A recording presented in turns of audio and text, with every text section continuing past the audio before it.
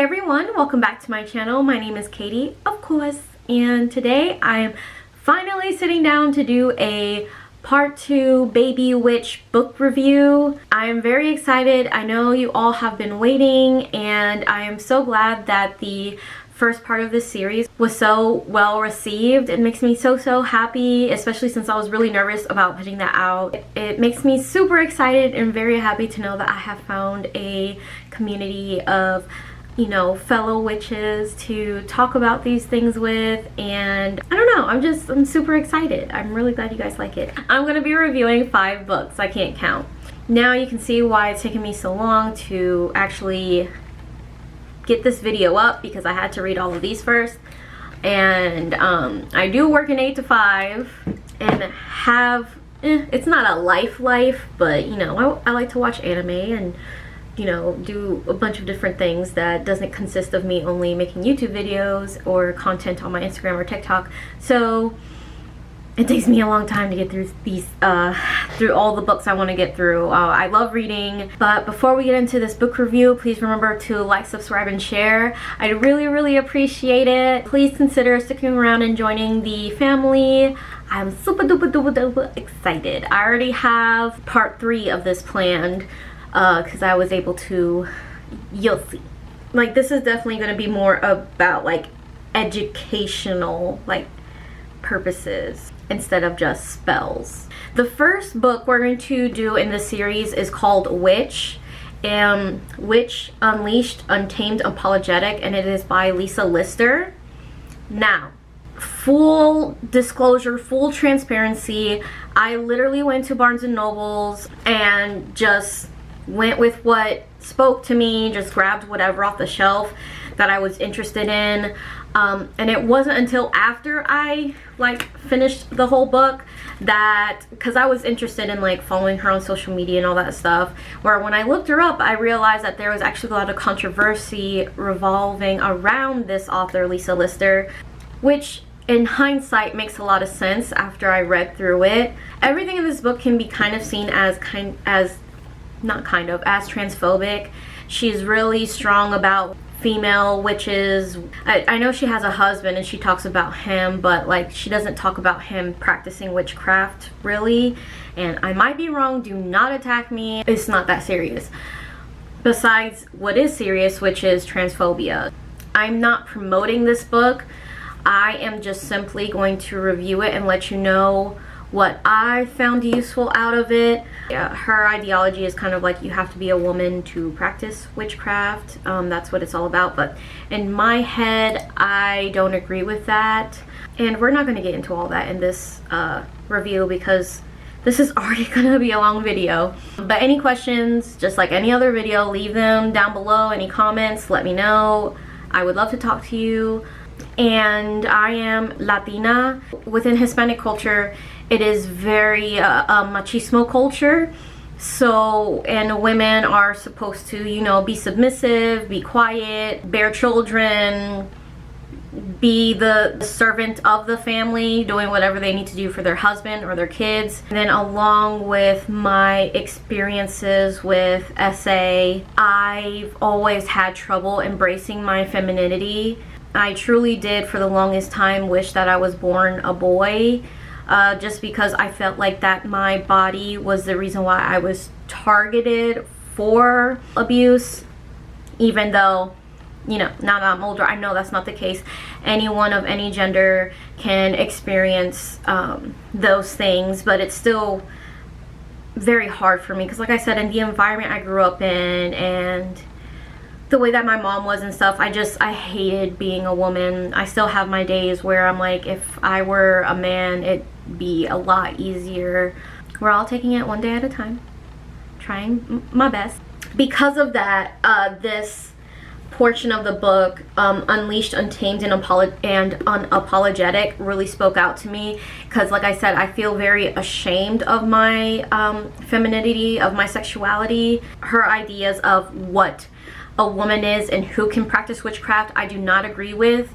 This book was still really useful for me because of all of the shame and hatred I have towards being a woman. It's definitely a book that has a little bit of history about witchcraft, where it came from, why you might feel like you've been down this path before. You know, she does go into the backgrounds of different types of witchcraft you can practice, which I think if you've seen my other video, I thought I would be a green witch. I am not a green witch at all. And she kind of goes into all the different types: hedge witch, kitchen witch. She has an abundance of that type of information. But what I found really useful in my first step of, you know, practicing spirituality and witchcraft is she talks about being a woman. Like, she talks about it in a way that you shouldn't be ashamed of it. I mean, in a way where you should embrace your sexuality, and that you being a woman doesn't make you weak. It doesn't make you lesser than the opposite sex, which I found very empowering, because like I said, and sometimes I still do have a very negative connotation with what it means to be a woman. This book really did help me become excited and take those first steps onto my like witch and healing journey, to look at myself and figure out why I didn't like being a woman, why I felt so negatively about myself in that way, and what was stopping me from embracing my femininity. And just the way that she talks about being a woman, it made me excited to learn to have that type of outlook. Like, I have one quote that's actually in another book that I wrote on a sticky note because it just stuck out to me. It's from this book. It says, "It's safe for me to feel powerful." And I feel like for women especially, women are not supposed to be seen as powerful. So a lot of the times, I mean, and I feel like a lot of women can relate to this, is like, you know, toning down your personality and stuff like that to make other people feel comfortable. But in her book, she talks a lot about, you know, just embracing yourself. Instead of putting other people first, you put yourself first. So if I want to feel powerful and be unapologetic about it, then I should. So I like this quote a lot. She has a lot of history in here, a lot of information about different types of practices.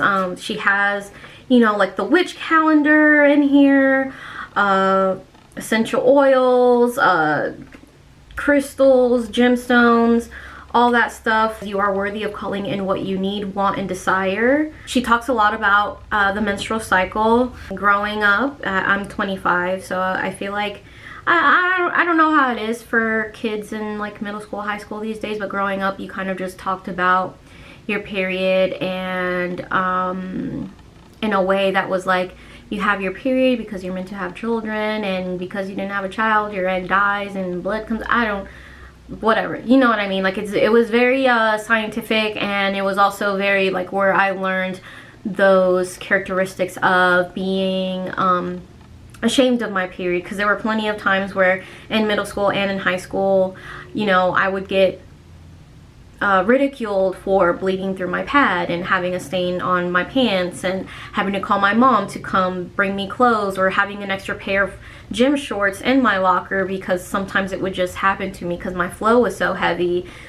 And, you know, being sneaky about your pads and stuff like that. Growing up that way, I was very ashamed of having a period, ashamed of being a woman. So she talks about it in a way that makes you feel more in tune with yourself and the earth, the moon, the cycles. So she talks about it in a way that is natural. Having a period, a menstrual cycle for a woman with a uterus is very natural, even though it's problematic in that way where she's like, you have to be a woman in order to practice witchcraft, or like you have to have a uterus, stuff like that. Even though that stuff is problematic, which it is, and I'm not excusing it. For me personally, as a person who hated having a period, for someone who was ashamed of having a period, for someone who was ashamed of having breasts, a vagina, it helped me a lot. It opened my eyes a lot. And after I learned about she's problematic, why this book is problematic, I actually went out looking for another book. If you are someone like me, a woman of color, if you are someone who has experienced some type of sexual abuse in your life, came from a family who is very conservative or traditional, if you also have that same type of feeling where you are ashamed of being a woman, or you're just not exactly excited about, which you should be, because being a woman is amazing. I did get this book. I don't know how YouTube works, so I'm gonna just go like this, but it's called the slang term. I don't know, I should just say what, I don't even care. Okay, it's called Pussy Prayers, and it is by Black Girl Bliss, and it's a sacred and sensual rituals for wild women of color. So I found this book, like I said, after I finished that one and did some research on the author. I felt like I needed kind of a more inclusive palette cleanser. This book is really good. As a woman who was ashamed, and I still have my moments of being a woman, like it really helped me look into myself and just realize why I felt the way that I was feeling.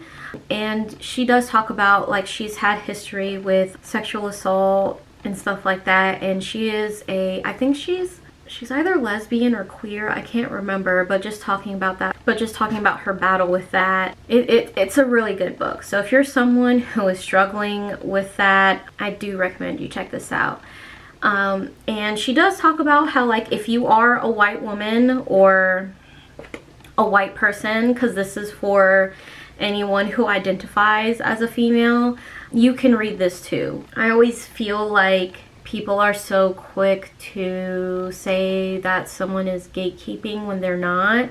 It's just, how many books do you know about that discuss a black woman growing up? I think black culture and Hispanic culture is very similar in that way, where it's bad for a woman to be outspoken because they're seen as like being bitches or too much. With some of those similarities, I found her book to be really, really relatable, just the way that she grew up, the things that she experienced. And it's a really good book about being comfortable with your pussy and embracing it, embracing your womanhood. I like it a lot. Like I said, I marked up the book, and what's cool about this too is that it wasn't like a heavy read. Like Witch had a bunch of information, so it was kind of like, I like to absorb it and take notes and stuff like that because I want to remember.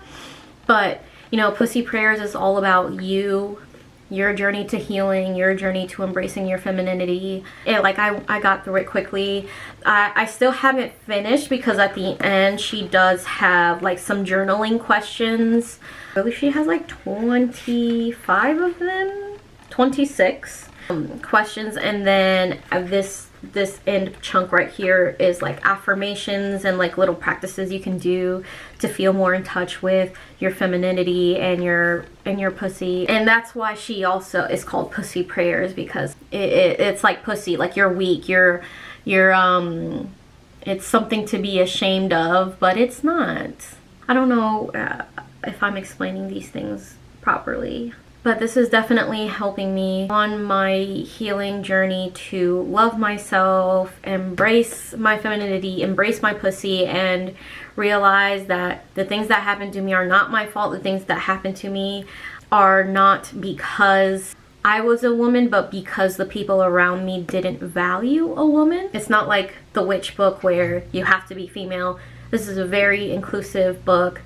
I got this off of Amazon. I can't remember the price, but I like this one a lot. This book I did get from Barnes & Nobles as well. It's called A Little Bit of Goddess and an Introduction to the Divine Feminine.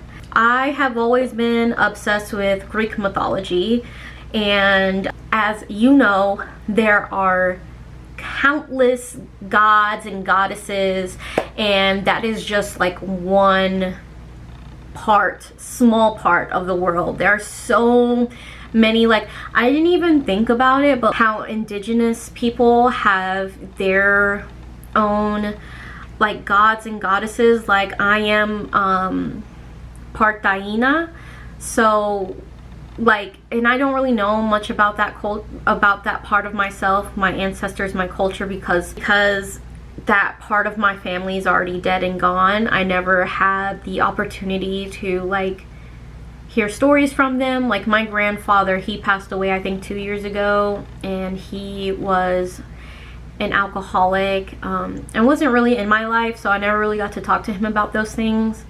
But the reason why I brought all that up is because like I didn't realize how many different gods and goddesses there are out there, because like indigenous people, they have their whole different set of gods and goddesses. Like I feel like I've never really ever thought about that. I usually think about like modern religion, like Christianity, and then when it came to like pagan religions, like I've only thought of like maybe like Greek mythology and Roman like mythology, is that what it's called, I guess, but like paganism, like those were my only two examples. Like I never knew that like just indigenous people, African people, people in the Caribbean, just so many different people who have like, I don't even know how to say it, but like all their different gods and goddesses, you know, before modern religion.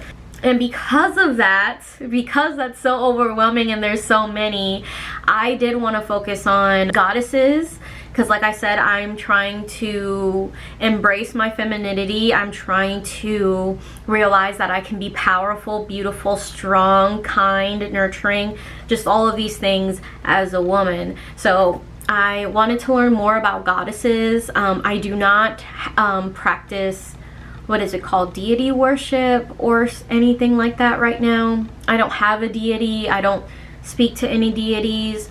Right now I'm trying, and it's so hard, but I'm trying to get more in touch with my ancestors and stuff like that. And look at this. All that overwhelming information. Now, she doesn't have everything listed, but all that overwhelming information in this, like, it definitely helped me not panic, because I did try looking like for books about Greek goddesses and stuff like that. But then you have like Egyptian goddesses, Mesopotamian, like I said, there's just so many. I can't even go through the list, but I would have to buy books or do research specifically for those. And this book I found, I think on Google. I looked up something, and I liked, like I said, that it was something small, not overwhelming, and it has an abundance of information about different goddesses, and you know, has a lot of the history. She even has a goddess directory, and it's really cool because, like I said, she has Hindu, Japanese like goddesses in here. Like I didn't even know that they had, like, that might sound ignorant to you, and I'm so sorry, but I truly did not know. Mediterranean, like you only know about Greek goddesses, really, at least for me personally. Slavic, native goddesses in here. Central America, Aztec, Mayan, Greek, Roman, Norse, Scandinavia, Polynesian, Chinese. Like, what? I literally had no idea. It's really, really interesting. Finnish, what? West African, Egyptian, Celtic, how do you say, Sumerian, yeah, Mesopotamian, Inuit. Like, what? I didn't know. Like, I truly did not know. Like, it's just crazy. Whatever names came out at me, I started them to do more research on them later, because I think, I'm not exactly sure, but I do think down the line I would like to practice deity worship. She talks about how to make a connection with these goddesses. So the history of goddesses, she talks about the triple goddess, like what it symbolizes, and explains it, and the roles. So there's the maiden, mother, wise woman, or crone. There's meditations and activities you can do near the end to help you connect with these goddesses. She also has history of the divine feminine. So yeah, like I said, this is a really good book, like if you're interested in goddesses and seeing if you know, if there's one you would like to connect with, have a relationship with. I think this is a good place to start off out, you know. So like the goddesses that I start, I'll do some research on them and on Google, and after doing that, if I feel more connected to one or the other, then I can maybe buy a book dedicated to just them, learning more about them and stuff like that, so that way I can build a relationship and communicate with them. But yeah, I like this book a lot, and it was like 10 bucks. Yeah, it was $10. I'm pretty sure you could find it cheaper elsewhere, but I did buy it at Barnes & Noble. So okay, this one is really cool. This one I actually got from Five Below. It's called The Astrology Dictionary, Cosmic Knowledge from A to Z by Donna Woodwell. It is so freaking cool. Five Below. I think I got it for like $3.50. And on the back here it says $13.99 US dollars for this. I mean, we love knowledge. We love paying people for it. They work so hard on, because this takes a lot of work. But I was like, I'm not paying $14 for 60 pages. It is self-explanatory. It's a dictionary, so it has like all these words that you might not know of, which is really, really useful for someone starting off their spiritual journey or their witchcraft journey. It's just a dictionary with different like astrological words. So if there is ever a word, like I don't know what all the houses are, I don't know what the heck they mean, like fifth house. The fifth house contains all acts of pleasure, romance, vacations, playtime, gambling, and anything else fun. So much information. House cusp, house system, medical astrology, Mars, Mercury, natural houses, Neptune, mutable sign, planetary joys, planetary sect, Mercury retrograde. That's something that you hear about all the time and have no idea what the heck it is. I don't know much about astrology and I would love to know more. Then last but not least, we have this book called Crystals. And it is by Jennie Harding, and just like the book before her, she is very self-explanatory. There are so many, but it's very informative. And what's cool about it too is that the end section talks about crystals in your life. So not only is like this first half all about crystals, but she also like shows you different ways you can apply crystals in your life. I think I got it for like $15. Like this big book, like with substantial information. $15. Very, very worth it. I got this at Earthbound and Trading. Earthbound, that's where I got this from. And what I really think is cool about this book is that the crystals are organized by colors, but basically you just go to the color of your crystal. Like if you want to identify one as like some historical information on them, and then she'll have here like the form, structure, rarity, where it comes from, and then the physical, emotional uses, healing effects, and personal uses, all on this black page. It's very cool. Like I said, if you're really into crystals and gemstones, I highly recommend. Okay, this video is super, super long, and I'm gonna have so much fun editing this. So I am going to stop. Those are all the books I wanted to do for part 2 of this review. I really hope y'all enjoyed it. Like I say, y'all can tell I get excited and passionate about it. I really love sharing this stuff with you all. That is all for this week's video. I love you all so, so, so, so, so much. And I will see you next week. Bye.